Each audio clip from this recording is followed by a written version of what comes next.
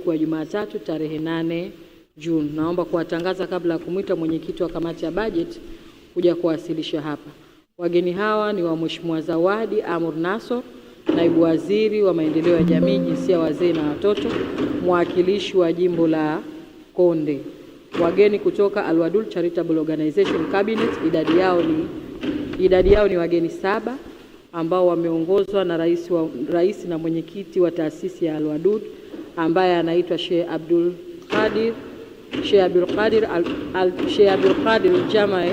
Rais huyo ambaye Mheshimiwa naibu waziri anamshukuru sana pamoja na wizara yake kwa kwenda kupeleka maendeleo na kuisaidia serikali ya mapinduzi ya Zanzibar katika kijiji cha Ngonjoni, shehia ya Kilombero, kwenda kuwasaidia kujenga madrasa, msikiti na nyumba takriban 34.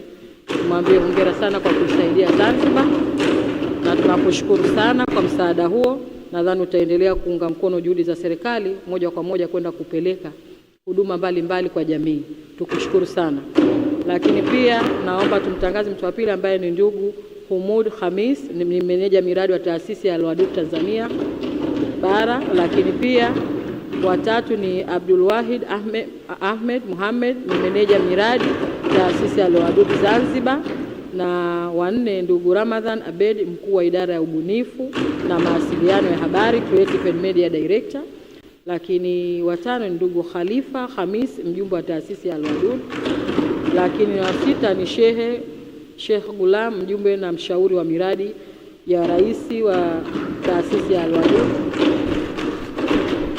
Lakini taasisi hiyo imefuatana na msanii wa vichekesho ni ndugu Hassan Kazoa cha Uroho, mshekeshaji wa komedia. Tunaomba sana mnyanyuke mwasalimie waheshimiwa wajumbe kwa juhudi kubwa ambazo mnazozifanya katika jumuiya yenu au taasisi yenu kwa Zanzibar.